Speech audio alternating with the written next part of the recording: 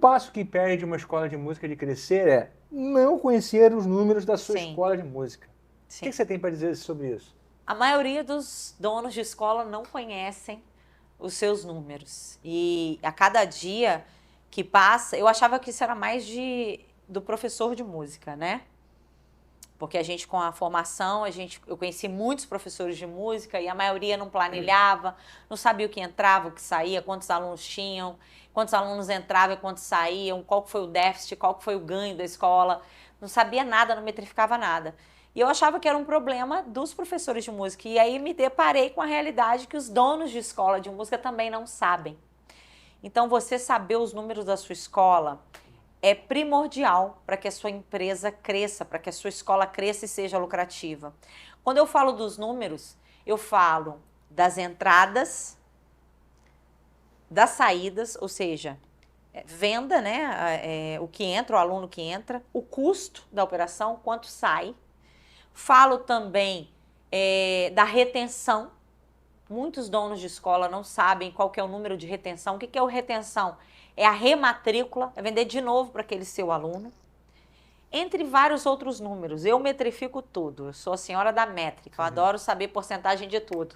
Isso é bom. Então, eu falo que quem não conhece, o primeiro erro para que uma escola de música não cresça é o dono da escola não conhecer os próprios números, tá?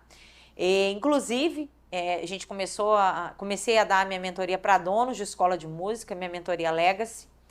E lá dentro dos meus mentorados, tiveram alguns, mas teve uma pessoa que me chamou muita atenção, que a escola dela é uma escola relativamente grande, ela tem quase 300 alunos, e ela não tem uma planilha de custos, por exemplo. Ela não tem. Ela sai pagando. Vamos ver, se sobrar, sobrou, se não sobrar, sobrou, não sei quanto que eu paguei. Nem faturamento sabe. O faturamento ela sabe que ela tem escrito lá na mão o nome dos alunos, a parcelinha. Mas não sabe qual o lucro. Não sabe. Na verdade, ela sabe o lucro porque ela não está conseguindo crescer. Ela tem muito aluno, entra dinheiro, mas ela em casa, por exemplo, ela não tem uma vida... Ela está precisando de comprar uma geladeira e não tem dinheiro para fazer uma prestação. Estou falando de uma dona de escola, com quase 300 alunos. Então, assim, essa é uma realidade que realmente vai impedir um dono de escola de crescer, não conhecer os seus números. Então tem aquela premissa de que faturamento é ego, né? Porque então, lucro é mais importante que faturamento. Então agora vamos falar sobre isso. Qual a diferença, primeiro, de lucro para faturamento, galera? Faturamento é tudo aquilo que entra, né? Qual o seu faturamento anual? É tudo aquilo que você recebeu anualmente. Todas aquelas matrículas, a matrícula, o pagamento mensal, tudo aquilo que passou para dentro da sua conta. Alguém que comprou uma apostila. É faturamento. Mas significa que você faturou e você ganhou aquele dinheiro? Não. Você pode ter 100 mil de faturamento e ter 500 reais de lucro. Exatamente. Ou você pode ter 100 mil de faturamento e ter lucro negativo. 90% das empresas hoje. Das escolas de música, pelo menos. Às vezes a pessoa está faturando 100 mil, mas está menos 20 mil lá no... E aí, qual é a diferença? Eu não gosto de falar quando... mas você está faturando quanto? Eu não gosto de falar isso. Eu gosto de perguntar o seguinte, qual é o seu lucro? Qual a porcentagem de lucro que você tem? Por quê? Porque não adianta você faturar muito e ter uma cachoeira de gastos, que vai tudo corrente abaixo, o dinheiro sai todo. Então, eu gosto de falar de lucro, porque lucro é o que sobra entre o que entra e o que você gasta. O lucro é aquilo que sobra. Então, para mim, a minha meta é de lucro, minha meta não é de faturamento. Às vezes, você não tem muitos alunos, você tem um número X de alunos que dali... com custo muito baixo, você já consegue ter um lucro para ter uma vida tranquila. Então, para mim, a minha meta das minhas empresas, eu tenho metas de lucro, não metas de faturamento.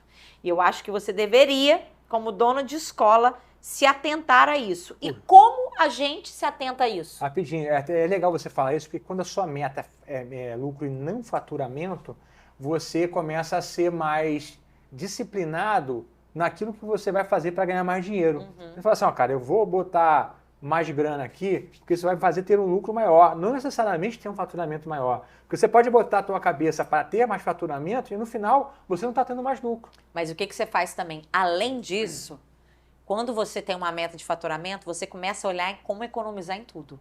Faturamento ou lucro? quando você bota meta de lucro, você começa a olhar como economizar em tudo. Por quê? Se você tem uma conta fixa, por exemplo, a conta de luz é uma conta fixa. Ela é variável, é fixa. É fixa porque você paga todo mês, mas o valor da conta é variável. Só que é uma variação prevista, porque dentro do mês você consegue ver mais ou menos o que você gasta ali. Então, o seu aluguel é uma conta fixa. A sua internet é uma conta fixa, valor fixo. Mas existem aqueles fixos variáveis, que é, por exemplo, conta de luz, Água. água. Outra coisa que é variável é, por exemplo, compra de materiais para o escritório, compra de água, compra de copo, compra de tudo isso. É um fixo, você compra todo mês, mas é variável o valor. Tem mês que você compra muito, tem mês que você compra menos. Então, quando você tem uma meta de lucro, você começa a olhar sobre essas despesas variáveis.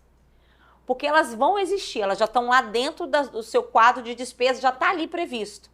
Só que se você diminui o custo variável, ele vira lucro diretamente.